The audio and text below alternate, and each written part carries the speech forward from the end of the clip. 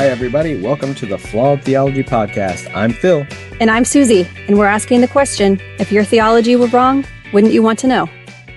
All right. Well, it's another week. We had a really good conversation with Stacy. That was our first episode. People seem to really like it, and people are liking the new segments. Yeah, apparently so. We're going to try to keep those up. We're toying with the idea of also making some of the segments be standalone things, kind of for the reason of so the episodes don't get too long. Yeah. And also just for extra content, during the week in between episodes and stuff, since we're not releasing every week, keep everybody happy. So coming up on a future episode, Helen Green from the Recovering from Religion, she's going to be on an upcoming episode to talk about what they do. It's a really cool organization for people who are questioning. And like Stacy mentioned on our previous episode, they're not trying to steer people to, deconvert, but they provide people with resources who are, coming out of religion. They've got questions, all that kind of stuff. So we're going to talk with her in an upcoming episode, which is going to be pretty exciting. So stay tuned for when that's coming out. It'll be in the next few weeks. Data nuggets. Let's get into our new favorite segment called Data Nuggets, and you've got a good one. Yeah. All right. So the current Pope, who is Pope Francis, right? I think so. Is he still the Pope? Yeah. Yes. I think he is. I'm pretty sure. Yeah. My mother-in-law was very disappointed that I didn't know who the Pope was. Oh, really? Oh, is your mother-in-law Catholic? Uh-huh. Yeah. Oh, interesting. They're very Catholic. Yeah. We went out to eat on last Friday, and I got chicken, and Doug got a burger, and Blake got a burger. And you didn't get fish on Friday? No, we were sitting there looking at us like, you're eating meat on a Friday? But whatever. They know we're not Catholic. Did you remind them hey, newsflash, I hate to be the bearer of bad news, but fish are meat. I don't care what anyone says. Fish is totally meat. Stop that shit. Used to be every Friday in the whole year until the 60s when the Pope was like, nah, just Lent. Just during Lent, yeah.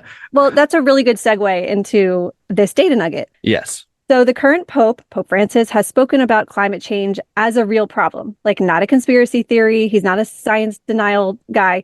He actually wants to address it. And I think this is great. It is really good to have a voice out there who is a proponent for clean energy and such. All right. So Catholics, they believe that the Pope is divinely chosen, not necessarily that God specifically picked that person, but that the electoral process was guided by God. Yeah. It's an interesting process. If you ever watch that ceremony, where the smoke comes out of the thing, it's that's how I've you know. Never. Oh, you've Really? never watched it? No. It's actually really fascinating. There's millions of people in the square in Italy, or in the Vatican City, which is its own abode in Italy. But yeah, they do this thing and they're waiting, and the people are waiting and waiting for the smoke to come out of the top of the chapel. I believe that is the symbol of okay, this Pope has been confirmed as God's chosen person. And he comes out on the balustrade and the people are there. You've never seen this before? No. Oh, it's wild because it's the most amount of people you've ever seen. It looks like you're at Glastonbury concert. It's millions of people out in the square. It's insane. All right. Well, if there's millions of people who are tuning in for that. Yeah. So if the Pope has the highest earthly authority, if the Pope says it, they should believe it, right? They should follow it. These millions of people are there waiting for the smoke. They're going to be listening to what the Pope is saying. All right. So the data says that Catholic views vary by political party, race and ethnicity, and age. So by party, 82% of Catholics who are Democrats or lean Democrat say that global climate change is an extremely or very serious problem. Right. But just a quarter of Republican or Republican-leaning Catholics say the same. That's a huge difference. That is a really big difference. Yeah, 82% versus 25%. So then by race and ethnicity, 71% of Hispanic Catholics see climate change as an extremely or very serious problem, compared with 49% of white non-Hispanic Catholics. Still a pretty big separation there. Yeah, it is. Yeah. And there were not enough Black or Asian Catholics to analyze them separately. So by age, Catholics who are 18 to 49 are somewhat more likely than those who are 50 and older to express a high level of concern about climate change. And that's 61% versus 53%. No surprise, right? Yeah. Younger people are a little more environmentally conscious, right? Right. So this breakdown by party, race, ethnicity, and age pretty much mirrors what we see in the overall American population. And we see in the American population that opinions about climate change are strongly tied to political party. Mm-hmm. We're going to do some math here. Catholics are roughly split evenly between both parties. And there are 51 million adult Catholics, which means that there are 25.5 million Catholics that are Republican. 75% of them say that climate change is not a serious problem. So that's 19 million Catholics who say that climate change is not a serious problem. Now we have the Pope saying climate change is a serious problem, guys. We need to do something about it. If these 19 million people truly believed in the claims of Catholicism and that the Pope is guided by God, theoretically, these 19 million people should flip like overnight, right? Yeah, from science deniers to like being all in on renewable energy and recycling, electric cars, composting, phasing out fossil fuels, whatever. What do you think about that? Well, it kind of reinforces the idea that like people say that they're serious about their faith and their religion until it conflicts with something that is actually more of who their identity is, which this is somewhat a little bit of my perception of Catholics in general and my experience with Catholics. I've known some very devout Catholics, but their belief system is almost like entirely separate from the rest of their life, which is a little bit different than like devout evangelical Christians where like their religion is their identity. But Catholics seem to have like an ability to like separate their religion from other things. Like, yeah, I mean, think about like silly stereotypes. Like if I say the stereotype Catholic schoolgirl, what do you think of? Slutty. Right, exactly. And which is not what you should associate Catholic schoolgirl who goes to a Catholic high school, and is learning catechism and is learning the Bible and, all that kind of stuff. That's not what you should associate with it. But Catholics, by and large, like a lot of the Catholics that I know, they go to church on Sunday, but they don't, there's not like an internalization of the Catholic stuff into the rest of their life. So if you're a hard leaning Republican, but you claim Catholicism, which I find it actually interesting that the numbers are evenly split in the Catholic Church, like I know. That's really interesting.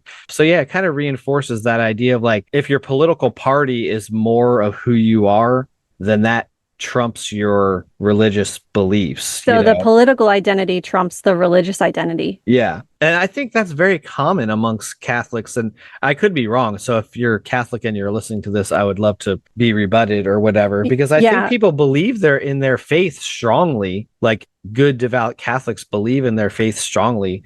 But for whatever reason, it doesn't translate into the like rabid fundamentalism like Protestant Christianity does. Yeah, I have known a few, like especially in college, I met a lot of very enthusiastic Catholics. Mm-hmm. They were all about Catholicism. So I do think there is an element of that.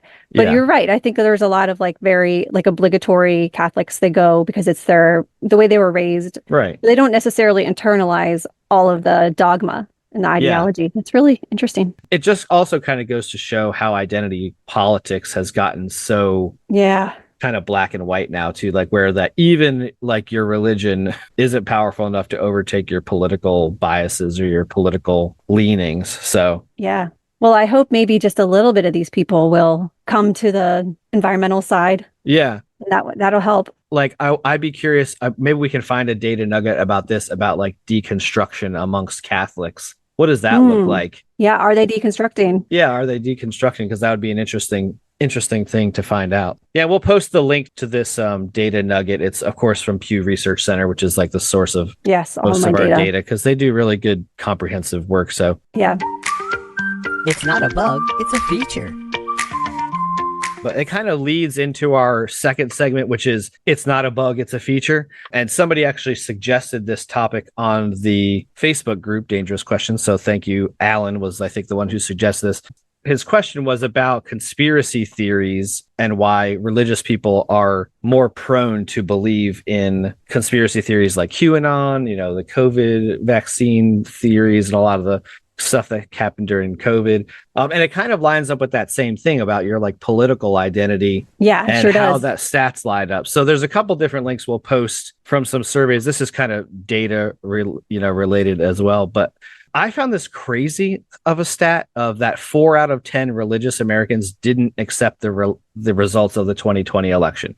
And that's just religious Americans. That's a real broad category. But it shows kind of like I don't know what kind of chart you call this, but it's like a graph where, the colors kind of shift left and right. But they list a couple of different conspiracy theories that are popular. One of them is about the illegal votes that allegedly were cast during the 2020 election. And of white evangelicals, almost 70% of white evangelicals believed that there were millions of illegal votes that were cast in the election. This blew my mind. Yeah. In everyone else, it was about 30, looks like about 30%, 32% maybe. That's still high, but yeah. Which is still a huge number. But it's a big difference between the two. But almost 70 to almost basically 35%. And then the other conspiracy theory that was popular is the government is using the COVID-19 vaccine to microchip the population. In the regular population, it was under 20%. In the white evangelical population, it was like 35%. Another one is vaccines have been shown to cause autism, which is another popular thing that people like to get into. Do people still believe that? I thought that was like way in the past. No, people still believe it. Thing? Wow. Yeah, it's crazy. So in the regular general population, it's about 18%. And then in the white evangelical population, it's about 35%. And then the last one that they mentioned is NASA staging the moon landing, which this one was actually pretty close. Like everyone else in the survey was like, this looks like about 10%. And then white evangelicals is like 15 or 18%. So that one's a little bit closer. I mean, to me, then the staging of the moon landing maybe is like less nefarious or whatever. So they don't think, like, who cares, I guess, if you're. Yeah, I would have liked to see flat Earth on here just to see. Yeah, that would have been interesting too. But there's also a chart in here that shows about the net favorability of QAnon by church attendance. And it's like if you go to church once or more monthly, they were like a -50. If you go a few times a year, it was like -70. If you go seldomly, it was basically the same. And then if you never go, it was like -80. So I'm not sure why they did it in negative numbers. Yeah, I think that 0 is favorable. And then as you go negative, it's less favorable. So if you're like at -100, it's like, we are not favorable at all. This group is not favorable. Yeah. Okay, that makes sense. Yeah. But basically, the more you go to church, the more favorable your view of QAnon was. Yeah. And the less that you go, the less likely you would be to fall into a conspiracy theory like that. So let's talk a little bit about like why there's a correlation. And I'm going to be clear to say correlation, not causation, because there's not a direct cause and effect between someone being religious and then believing in conspiracy theories. But there does seem to be a correlation, especially amongst like evangelicals, that seems to, link these two together. So what are some of the reasons why? And these are according to a couple of these articles that we'll post in the thing. The first one I think is really obvious to me, that a belief in God primes people for a belief in other ideas that just are unproven. And I'm sure a Christian person doesn't want to hear that because they think that there's like all this evidence for God. But like the article, this quote is actually from an executive director of the Billy Graham Center at Wheaton College. Was like, this is like the premier like Christian think tank. It says people of faith believe that there is a divine plan, that there are forces of good and forces of evil at work in the world.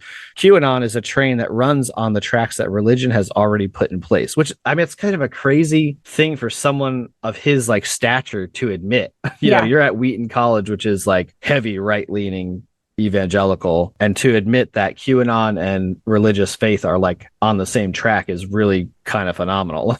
Yeah, and so Christianity trains people to accept claims without evidence and then to disregard counter evidence. And this is what you have to do if you're going to be believe in conspiracy theories. Sort of like, I believe it, so it's true, and I can believe whatever I want, and I don't need evidence. Because this is what they do with Christianity. This is what they do with religion. Yeah. I believe it. I have a right to believe it. So it's true.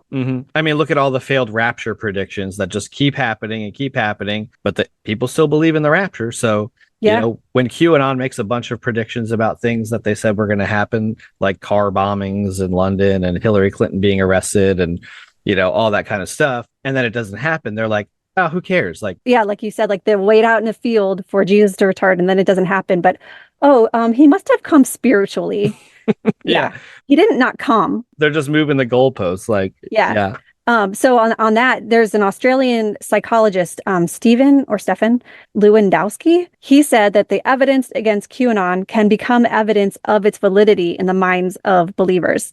And Q himself has dismissed his incorrect predictions as deliberately incorrect and claimed that the disinformation is necessary. For some reason. Interesting. That kind of ties into a point that I had listed above about the martyr or the victim mentality. It's like, if there's a bunch of people saying that you're wrong, well, then you know that you must actually be right, because a bunch of people are saying you're wrong. They want to believe that they're in the majority, that they have like special knowledge. And so it's like, oh, well, all of you, all this persecution just proves that I'm right, you know? So it that kind of feeds right into that same idea. Yeah. And they think they're going to be right in the end. They're just waiting for like the storm to come. Right.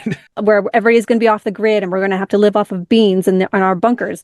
And at that time, everybody's going to realize that we were right. They're going to come to us. We're the experts. We're going to be vindicated. Yeah. Another reason why that evangelical Christians are kind of more susceptible to this stuff is that they're already susceptible because they're already anxious about the future, about the rapture, about heaven, about hell, the afterlife. It's not a bug. It's a feature. You know, it's in there. It's baked right in. And so it makes logical sense in that when you have that framework to just follow suit and say, okay, well, all these other conspiracies make perfect sense because we got all kind of stuff to be nervous about in the future. Just add this to the list, you know? Well, just like a cult or a religion, the QAnon group has no self-correction process within it. Right. Its true followers, quote unquote, true followers are immune to correction, fact-checking, or counter speech. That's from Wikipedia.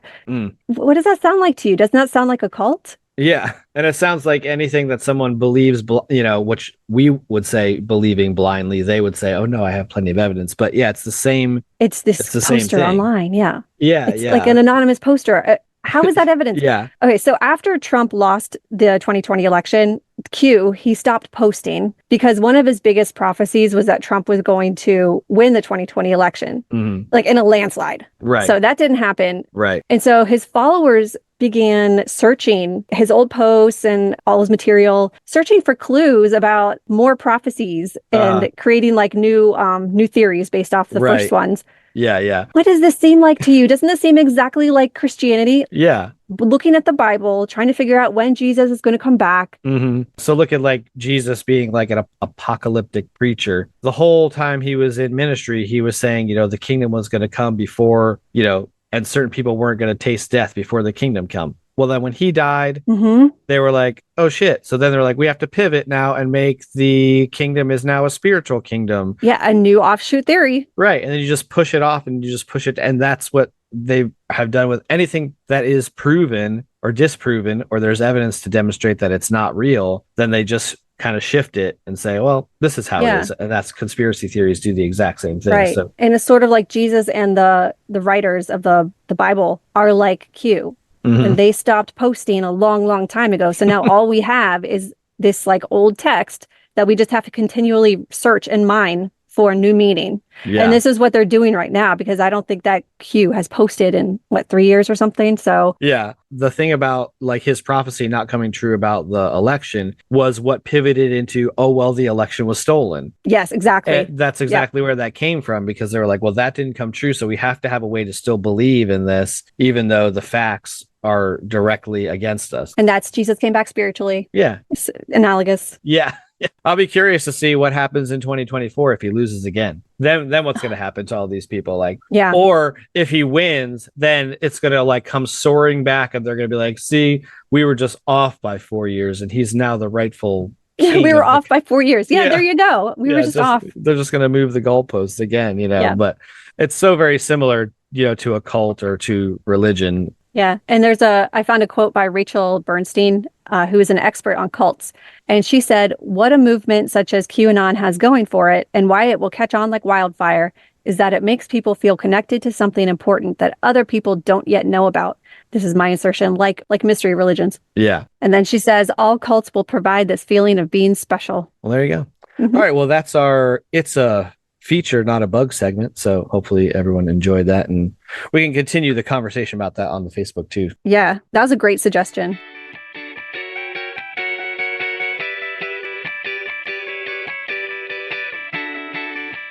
Today's topic, this has been, I think, a pet peeve on my mind for a while, and I think yours, we both blogged about it, but it's basically about the responses to deconstruction we're calling kind of the myths of deconstruction as Christianity tries to explain deconstruction and deconversion. They come up with all these reasons to explain what's happening, they're really just trying to stem the tide of people leaving the faith and the church and leaving God.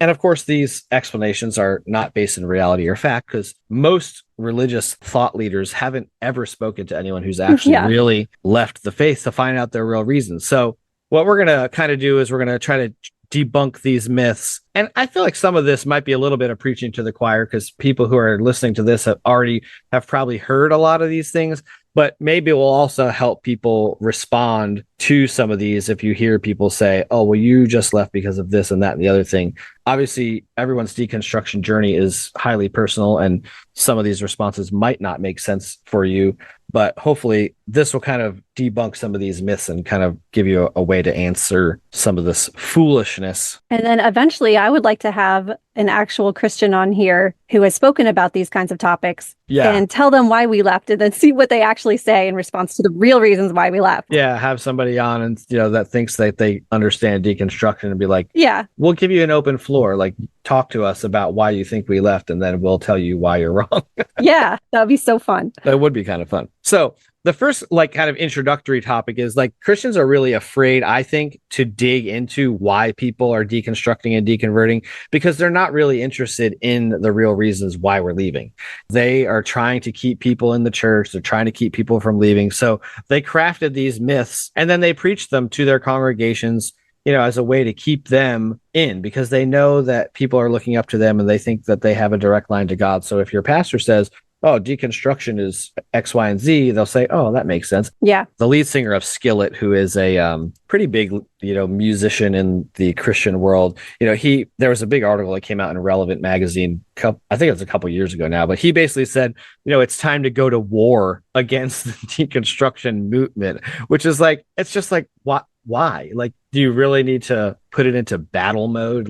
I don't think he's realizing that deconstruction is not new. Maybe that term applied to examining your religion is new, but people have been examining their religion since, quote unquote, Jesus came and was, quote unquote, crucified.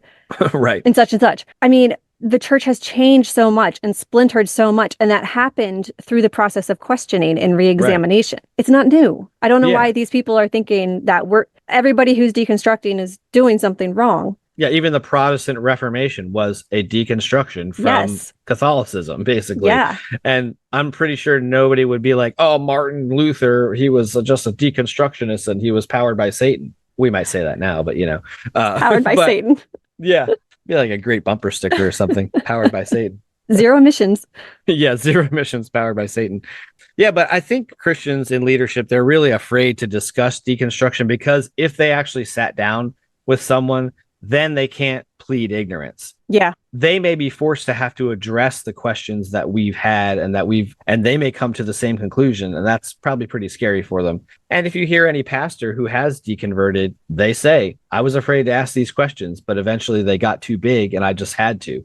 That's why I really like listening to stories of pastors who've deconverted, because it's like if anybody was all the way in, it was them. It was them, So let's get into some of these. Yeah. A lot of these were submitted by you guys on the Facebook page. So thanks for that. We may or may not be able to get to everyone that everybody submitted, but we'll do our best. So the first one is probably everyone's favorite. People failed you, not God. Or the other version of that is, well, you're just offended and you don't understand that people are not perfect, but the church/God is. Yeah. So I think it's not a very good reflection on God if his church is corrupt. Right. So I get it. Humans aren't perfect. Why would they be? Even on a naturalistic framework or a religious framework. Yeah.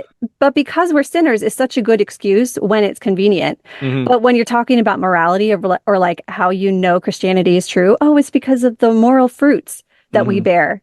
Right. And that can only come from God. It's look at the fruit. So which is it? Right. Yeah. It's you can't say, look at the fruit when it's only good fruit. And then when it's shitty fruit, don't look at the fruit. Don't look at the fruit, because I remember there was, a popular phrase and it would turn into t-shirts, and hey, we're not perfect. We're just forgiven, and that was a blanket cover to basically explain away any kind of evil that happened in the church. Yeah. Oh, well, hey, we're not perfect. God loves us anyway, in spite of our flaws. Right. But we're still morally superior to you. Right. But we're still better than you. Yeah. And the other thing that ties into is that you were hurt by the church. That was the other thing I was going to say. It all kind of ties into you were hurt by the church. It was the people. It wasn't God. From my own personal experience, I experienced like an insane amount of hurt from the church. Like I was a preacher's kid. My dad got fired from a church, when I was like 8 or 10 years old. And it was like devastating to me as a kid. And then when I went on later to serve in churches, I saw a lot of like behind the scenes shit that I didn't like, but never in that time did I ever consider, oh, this is because of God. I was just like, oh, these people are flawed. They're sinners. It never crossed my mind to say, oh, I need to leave this faith system because of the hurt that I've experienced. Yeah. And if they do leave, I think that the hurt, it may have just been the impetus for the deconstruction and the reexamination. If you actually believe that it's true, you're not going to leave the entire religion and say you don't believe in God just because you're hurt. Right. But it may start it. Yeah, it could definitely trigger questions, and then maybe you dig into some other things. And I mean, I think that's also true in general of all of the reasons why people leave. No one person have I ever met who has left Christianity that says this one thing happened and I was out. Right. But it was a death by 1,000 cuts. It was like this, it was this, and this, and then finally at some point, the shelf breaks, and you're like, okay, now I'm out. Yeah, at my church, I was never really hurt, but there were some hurtful comments that I heard people make. Like the pastor from the pulpit said, that mental health was not a real thing, and that we shouldn't go to therapists. We should just read our Bible, and that kids should not be in daycare because women should not be, those kinds of things pissed me off. And it really got me closer to the step where I was willing to question. Yeah. And I think even if you kind of dissect the idea of like people are not perfect, but the church / God is. If you hear anybody talk about the church, what's the first thing they say about the church? Well, the church isn't the building, it's the people. Yeah.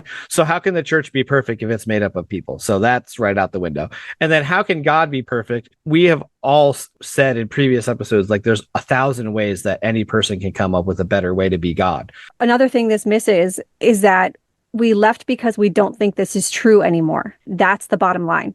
And I think this is probably going to get repeated throughout in response to all of these. Yeah. We left because we don't think it's true, not because we were hurt. Yeah, it's not about the church. It's not about the people. It's like basically what you told me about God isn't true. And for that reason, I am out. Yep. All right, let's move on to the next one. This is a hilarious one. I remember April and A-Joy talking about this one, but I know. That deconstruction is sexy. She has a hilarious video about deconstruction being sexy too. So maybe we'll link to that too. But Matt Chandler, who is, I don't really even know who he is except he's a pastor of a Baptist church somewhere. Matt Chandler said deconstruction and turning away from and leaving the faith has become sort of sexy thing to do. I contend that if you ever experience the grace and mercy of Jesus Christ actually, that it's really impossible to deconstruct from. Ooh, this is so ridiculous that it's like trendy or sexy for people to deconstruct. I know. You're not doing it because it's like, oh, it's cool. Because like people see their peers doing it and it's something that they were previously afraid to do or had never thought to do before. You're more likely to do it yourself. No, it's not like peer pressure to smoke cigarettes. Like, because you thought, oh, my friends are deconstructing, I should do it too. It's fun. Like, no, like most people you hear deconstruction like ruins their life for a little while. Like it fractures their family relationship, their friends. Like they find out that all the friends that they had in their Christian church or whatever weren't really their friends. They were just people that had a common belief system. And that's the only reason that they're together. It's just there's nothing sexy about it. Like, no. Yeah. If you want to hear about my sexy experience, well, first of all, I started deconstructing before I even knew what that meant. Right. And I was all the way deconverted before I even heard of the term deconstruction. So I could not possibly have done it because it was trendy.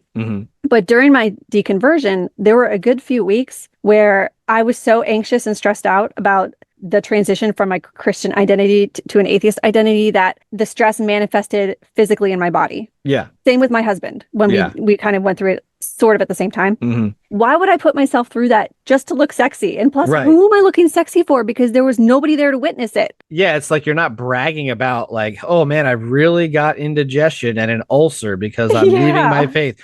isn't that hot? Like, no. Isn't my ulcer hot? Yeah, Sexy? like no, it's not. Like, I mean, this kind of goes to the idea that like Christians are mostly doing a lot of things for outward show. And so they think since we do things for a lot of outward show, oh, those heathens must really be doing them for outward show. I didn't put that together. That's interesting. Nobody's deconstructing because it's sexy. It's a hard pass on this one. So to kind of explain like why it might appear to be trendy right now, I came up with this sort of analogy.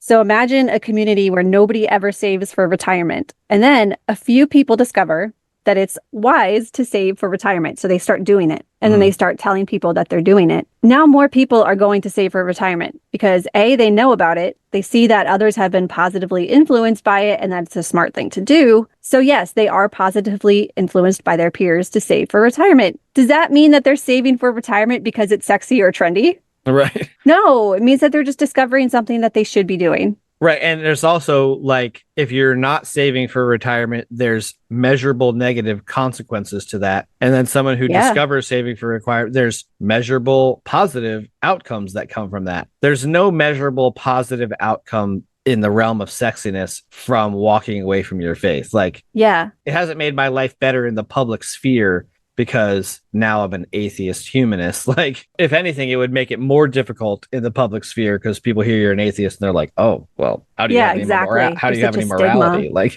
And I also just kind of extended this analogy in my mind that if there was like somebody who benefited from you not saving for retirement, like the businesses around who you would spend money on otherwise, they're the ones who are going to be like, oh, don't listen to those retirement savers, you know, and they're going to spout out all these reasons why everybody's saving for retirement now. Because it's not benefiting them if you save for retirement. Which is exactly the reason why the church is like, hey, don't deconstruct. You're taking away our benefits because you're not in church tithing and paying for my big children's wing and my big projectors, you know, like, so that's a really good analogy.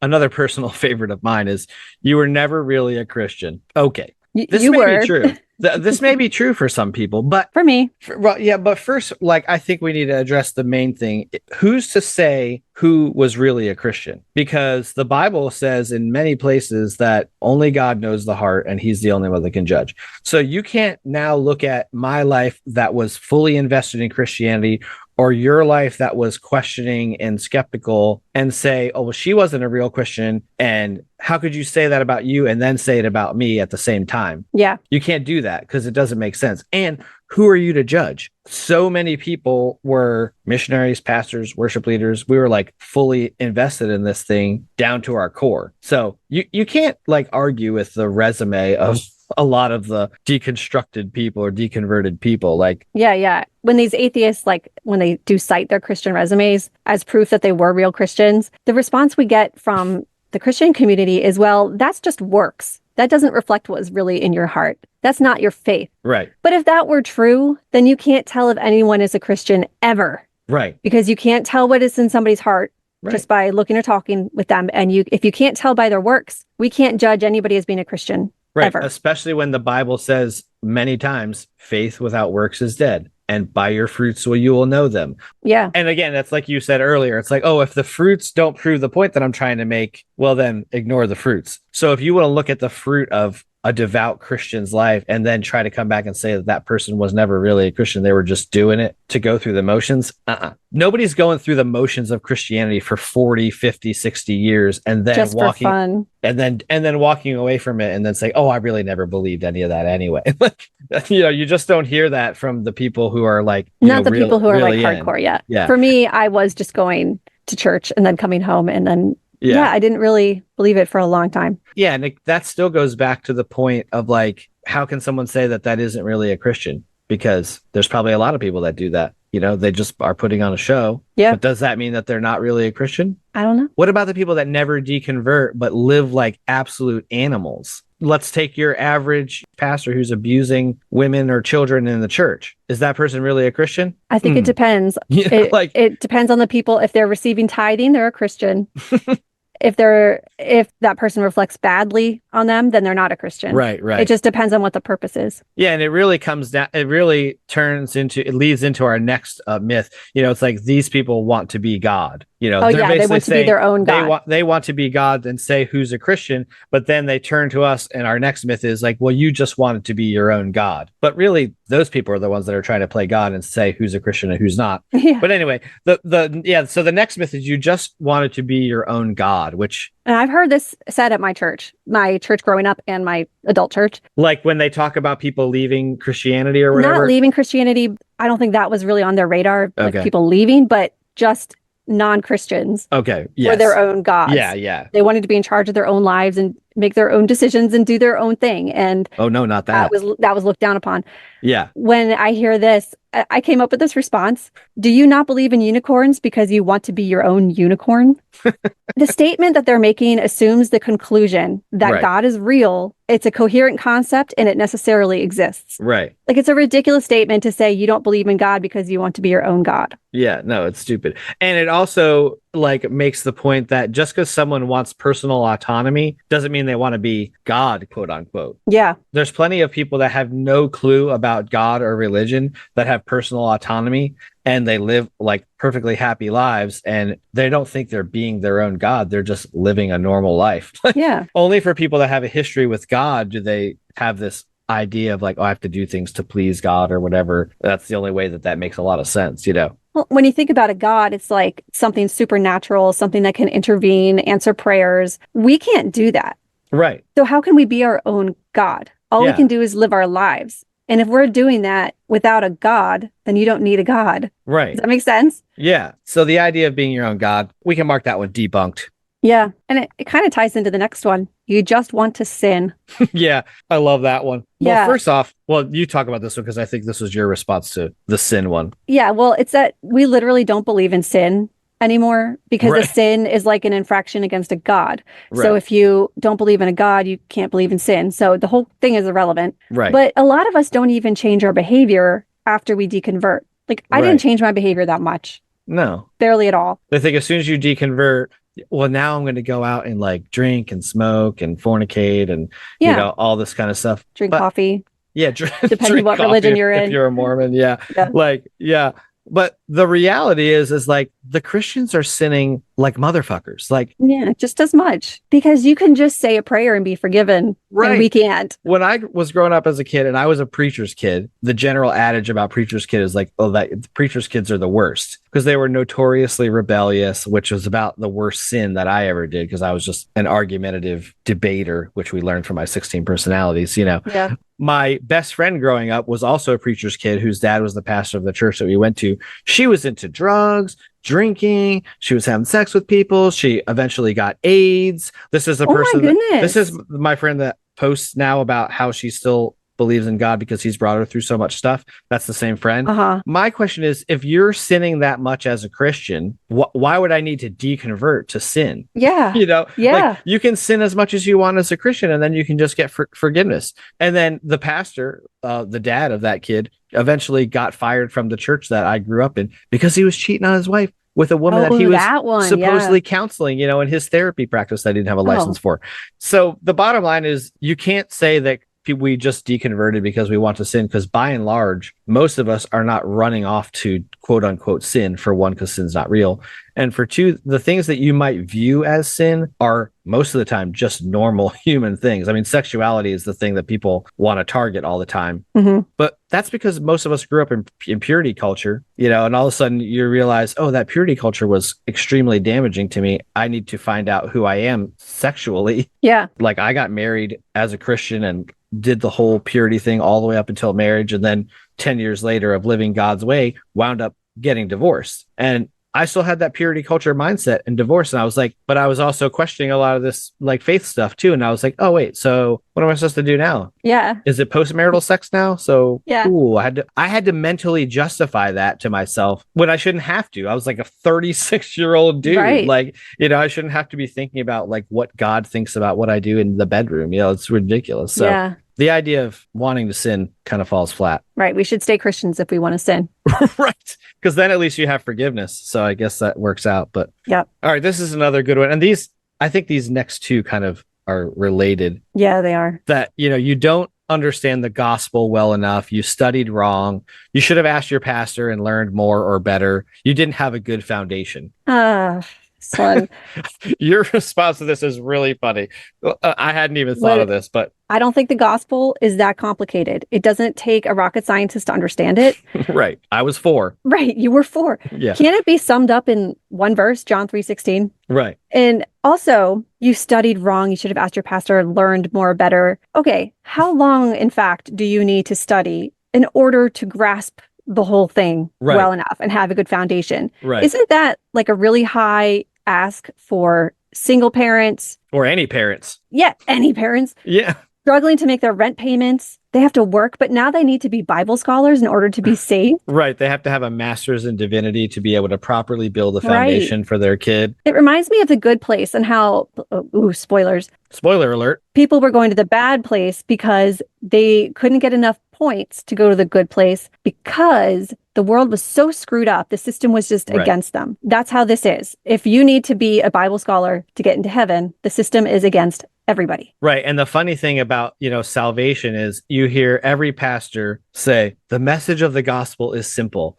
Even a child can understand it. But then as soon as you deconvert, they're like, oh, well, it's too complicated. You didn't understand it. So that's why you couldn't have fully believe it. Well, last I checked, you told me it was simple. And like you said, like there's a million verses that are all very straightforward of how to become a Christian. Believe in the Lord Jesus Christ and you shall be saved. Period. There's not much more to that. Also, the early Christians didn't even have a Bible.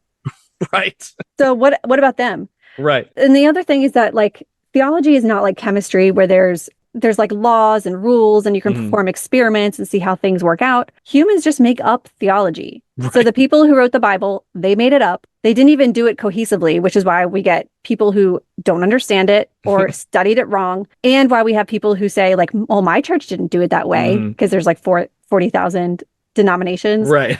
Who all think they have it right. So how are you supposed to exactly make sure that you are learning right? Right. I mean, it's like Rachel Held Evans said in her like first book, it's like what you believe is directly related to where you were born. So like there's no way I could have learned it any differently than where I was brought up and the parents that I had, and they taught me, what they taught me. I couldn't have learned it any better. And you can't tell somebody that has a double master's in divinity and has been pastoring a church for 30 years that they didn't study right. Yeah. Just because they walked away. They came to a conclusion based on 30 years of evidence that just didn't make sense anymore. And they were like, okay, I'm out. Yeah. And I would like to ask these people who say, well, you just don't understand the gospel and you don't know what I know. I would like to sit down with them and say, okay, then tell me what I need to know in order for this to make sense to me and for me to believe it. Right. I guarantee you there is nothing they could say that would make me believe it. And so then what? We're at an impasse. Right. And this leads into another one that Alex, who was on the podcast last season, was a former Mormon, he said that they have a term that they call the lazy learner. It's actually... He's got a TM next to it, which is funny. Like the Mormon church trademarked the idea of the lazy learner. And as I've said now, like 4 times, it's pretty safe to say that most people who are deconverted, they know the Bible better than most Christians. Like if you ever want to actually deconvert, just talk to someone who knows the Bible really well, because knowing the Bible really well makes atheists. Absolutely. Yeah. And it backfires. If you tell somebody to go read your Bible, like I'm sure my parents would tell me, just go read your Bible more and then you'll believe it. Yeah. I don't think that's going to work. Yeah. If any case, it probably would make someone leave faster if they read the Bible, like through the lens of not confirmation bias. If you're reading the Bible to actually try to understand it. I really think I would have left faster if I had read the Bible more. Right. I really do. Yeah. This is another good one. Oh, you're just a liberal who's been indoctrinated or radicalized by colleges or secular education. I know plenty of liberal Christians. They still believe in it. My best friend. Yeah. Like, well, if my faith was based in truth, it couldn't be broken by liberal college. Yeah. That's like saying your physics got broken because you went to college and then they told you something about physics and now you don't believe in physics anymore. Well, you can't do that because the principles of physics, are constant. Right. And I think Lars is the one who says this a lot, like that if you're going to make, well, that wasn't Lars, but it was somebody else who says like, if you're going to make extraordinary claims, then you have to have extraordinary evidence. Maybe that was Christopher Hitchens. That was Christopher Hitchens. Yeah. And then Lars said something else, and it went right out of my mind when I started Lars to say is that. going to be so flattered when Lars, you I'm him putting up you with in Christopher a Hitchens. category with Christopher. Lars says something else that was along those same lines, and then it vanished right from my head, and I could only think of the Christopher Hitchens thing. But yeah, if you're going to make claims, then they should stand. Oh, he says they should stand up to scrutiny. That's what he says. Okay. And if your claims don't stand up to scrutiny, that's not the fault of the liberal secular college. It's the fault of your shitty claim that has no evidence. So yeah,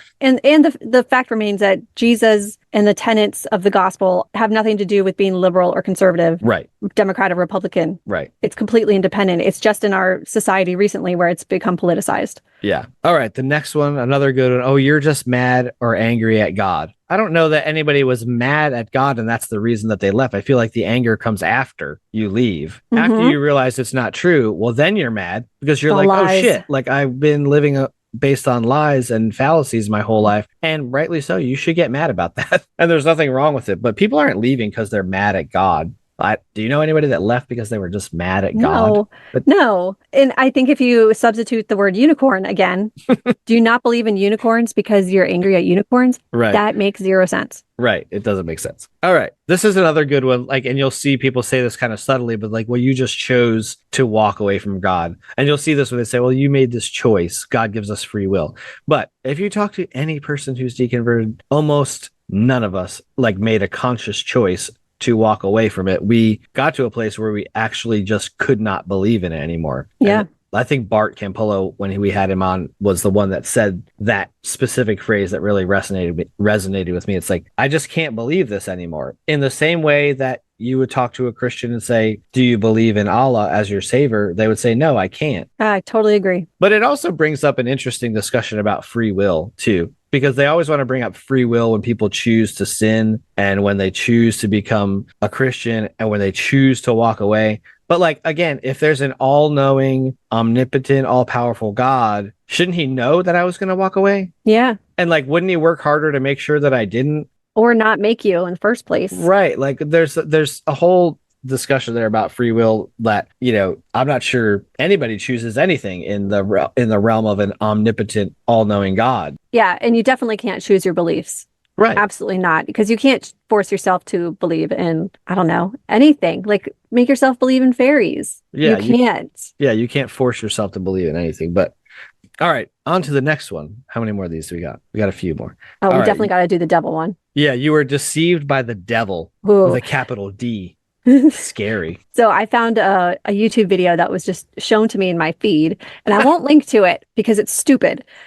I'm going to quote it, and I've consolidated this for brevity. So this is how it goes. When we say that Satan is the father, you have to put on your white Christian like YouTuber voice where they talk like, I'm just saying that Satan is the father of deconstruction, and it's just because he's come up with a really good scheme. Yeah. He uses a lot of legitimate critiques like spiritual abuse, the hypocrisy that people have observed, bad theology in a lot of evangelical churches. Sure, we'll concede all of that. Oh, I'm so tired of talking like that. It's so hard. In this video, there's a guy in the background that's going, Yeah, right on, sister. Yeah. But then Satan has wrapped it up in this nice little bow of like, you know what? The problem is actually the beliefs. And that's why he's the father of deconstruction. Because he's like, you just need to follow your heart, man. And this is exactly what he did with Eve in the garden. End quote. Maybe we should link to the post of this because it's so amusing to watch her say it. She says it with such sincerity. Yeah. And like, if you're in that space, it makes perfect sense of what they're saying. Oh yeah. Satan just wants you to believe whatever you want. So it's really Satan is the father of deconstruction. I mean, but then that's the whole thing of making Satan the boogeyman for everything. It's so convenient and useful for Christianity. Yeah. But that's basically what Christians will say whenever anything goes wrong in their own life. Oh, well, you know, I'm just really in a spiritual battle with the powers of darkness. And so, of course, it makes sense when someone leaves that, of course, we would have been deceived by the devil. But in order to be deceived by the devil has to be real. And there's no evidence for that. No evidence for devil. Yeah. Anything that could be used against Christianity, like they call it the devil misleading you. Right. We've heard Satan be blamed for all sorts of bad things happening. For people leaving the church, even for planting fossils in the ground. right? Like if you're a young earth A young Earth creationist, creationist. this devil piece is just makes it so that Christianity can't ever be falsified. Right. Anything that could falsify it, that's the devil. Yeah. Yeah, that's funny. It makes me think of what's that Adam Sandler movie where he plays football? Waterboy. Yeah, Waterboy. And the mom is like, football is the devil. Oh, that's right. It's the same thing. It's like the devil is everything, and the devil is an easy scapegoat for everything. And so that reminds me. Have you seen the movie Paul no, with Nick Frost and Simon Pegg? I have not. Oh, it's really good. You need to watch it. Note to self. I just rewatched it the other day, and I forgot like how anti-religion it is. It's so good. And then there's a woman who's played by Kristen Wiig.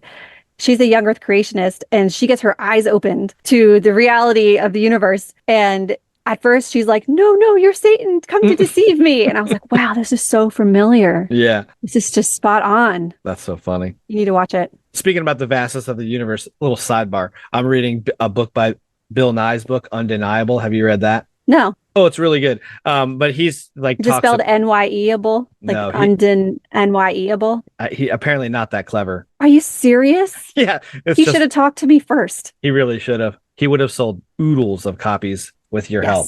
Undeniable. He really should have done that. I mean, come on. Missed opportunity. Missed opportunity, Bill. But it's a really good book, and he breaks it down pretty well. He's talking about deep time and all that kind of stuff. But so side plug if you're interested in learning about evolution and all that stuff, Bill Nye's book, Undeniable. Quite good. All right, let's move on to the next one. It was all head knowledge. You didn't let it go to your heart. You never truly experienced Christ. Like you might have had the head knowledge, but you never had a heart connection or experience. Your faith was just based on following the rules, not truly experiencing forgiveness. I love this one. Have you ever asked him to show himself to you? This is submitted from somebody on the Facebook, and I kind of put several of them together. The ending of that is great. Have you ever asked him to show himself to you? No, we never did. In the entirety of our time as Christians, we never asked God to show himself to us. Why didn't I think of that? It's only what we did all day, every day. Yeah. It's the last thing I did before I got rid of all of my Bibles. And right. It's only the thing we did all day, every day. Like, please show yourself. Like, anytime now would be great. This brings up the thing of like, is salvation based on experience or is it based on the decision to accept Christ? Because if it's based on the decision, well, then it really doesn't matter what your experience is. So that debunks that myth right off the bat.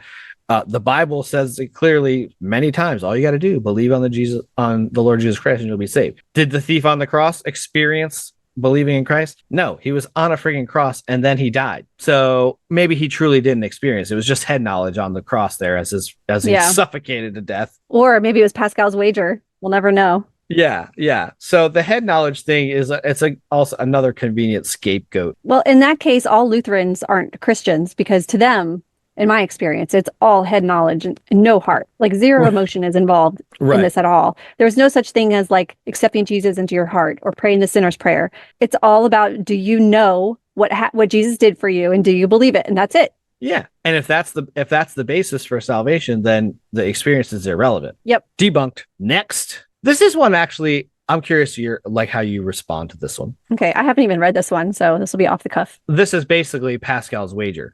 But what if you're wrong? The worst thing that could happen if I'm wrong is that I lived a better life. The worst thing that could happen to you if you're wrong is that you go to hell forever. Ooh, okay. If you're right, then you get to go to heaven and, happy-go-lucky. For one thing, a real God that's omniscient would be able to tell the difference between true belief and the Pascal's wager type of belief. Right. Presumably. Right. And the other thing is that if you devote your life to a religion that's wrong, that has rules and expectations, and you're making sacrifices in your life to follow that religion, then the worst that happens to you isn't that you lead a better life. Mm-hmm. It's that you're giving up a lot of your life for nothing. Right. And that matters. You're living a life where everyone is viewed as other, viewing a life where you think you're morally superior. You're judging everybody. You look at the entire world as if they have like that they're lost and they're blind and they're a leper and that you have the magical cure. That is not a better life. And the Pascal's wager of Christianity is ignoring all the other religions that might be true. Like, which God are we talking about? Which heaven, which hell are you going to be sent to? Yeah, and the other flaw in this too is like it also is based on the idea that God exists at all. Yeah. So you have to have that as basically an accepted premise. I mean, yeah, if you substitute like Zeus. So if you don't believe in Zeus, he's going to zap you with lightning. But if you believe in Zeus, you have to give him 10% of your salary for the rest of your life and give up some of your time and blah, blah, blah, and do all this other stuff. Right. Who would think that was a good idea? Nobody would think that would be a good reason to believe in Zeus just because somebody told you that. Yeah, it's definitely a flawed argument. It was one that for the longest time was one that really like bothered me because I was like, well, yeah, but what if you're wrong? What if I'm wrong? I was like, oh, what's the harm of believing in it? But then I started to realize, oh, there are all these actual harms. All right. I think the last one in here, there's a YouTube video that this person posted to go along with this. And it basically went into the idea of like a naturalistic argument of why people leave a high control group, but others remain is related to their parents. The video I watched part of it. I didn't watch the whole thing. But it basically boils down to the idea that if you don't have a strong role model in as far as like an adult who walks the walk and talks the talk, then you're more likely to walk away and become an atheist, which I don't know where that really comes from, because you and I certainly debunk that because both of our parents were extremely devout, walking the walk, talking the talk, and we still bounced right out the door. So, yeah. Plus, if this is true, they're directly admitting that you are more likely to get into heaven if you're lucky enough to get parents who are like this. Right. And if you don't, then you're at a severe disadvantage. Right. Who set up this system, this extremely unfair system? They're God.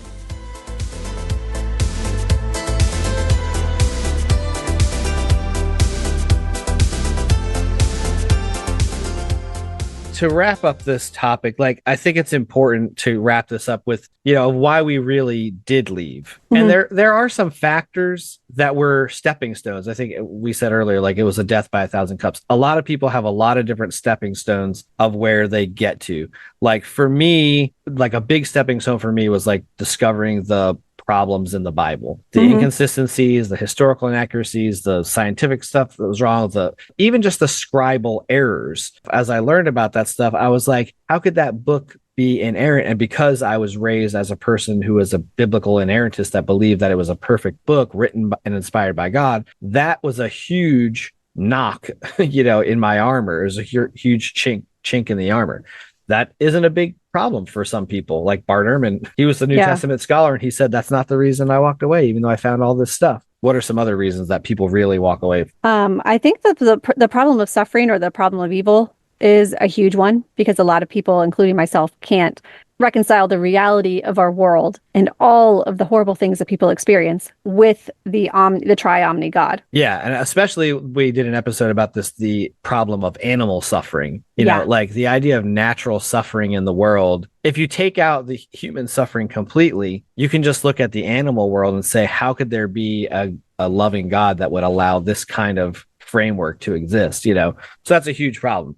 And there is issues with, hypocrisy in leaders, that might trickle someone down the road of like questioning deconstruction. But really the bottom line is, and we said this, I think, right at the very top, we simply came to the point that there was no evidence to support that it was true. That's it. That's all there is. I don't know. It's almost like a relief, because I think some people would struggle with like having a conversation with someone about their deconversion and deconstruction. But if you can boil it down to this, it wasn't true. There's no evidence for it being true. And then if you want to have a further conversation with that person from there, great. But if you start from that framework saying, show me the evidence, you don't have to have a long argumentative conversation. You can just be like, I don't see the evidence. Not only is there no evidence for it, but there's evidence against it. Right. Which is even more damning. Yeah. It's funny because like there's all these explanations from Christians and stuff of trying to explain away deconstruction and deconversion, but they're not interested in those real reasons. They just want a framework for straw man reasons. Yeah. They want to keep their power structure together so they can keep people in. And the frustrating thing is that it is enough to placate Christians who are still in the church and to keep them from deconstructing. Yeah. Because if they think they understand why we are doing it, why we did it, then they won't do it themselves. Right. Because, there's nothing to it. Yeah. They just did it because of all these reasons that aren't valid. Yeah. And when you have all that confirmation bias to support the way they explain it, then it makes sense. Yeah. Right. You have to use your confirmation bias. Yeah. Yeah. It is really sad and frustrating that these real problems with the Bible and with the religion are just getting ignored and glossed over just to keep more people from wandering away. Right. They need to maintain their control of their flock. Yeah, that's what it comes down to, power and control.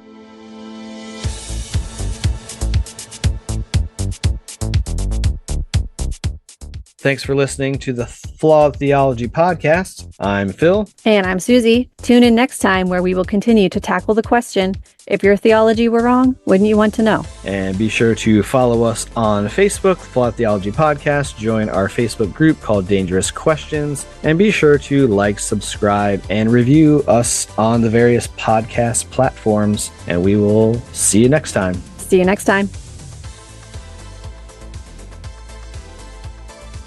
Recording in progress. All right. Ooh, it's been a long day.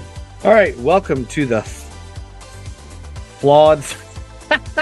There's a blunder right off the bat. It wasn't me this time. Yeah. What the hell is this show called?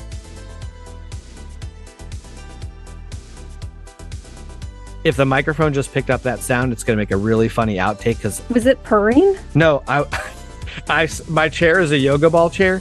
And I just tried to put my leg up and it went. So kind of like a fart sound. Yeah, it's a fart sound. Hold on. Okay. Let's see. I was like, that's going to sound like I just ripped ass right in the middle of the episode. I thought it was a cat purring.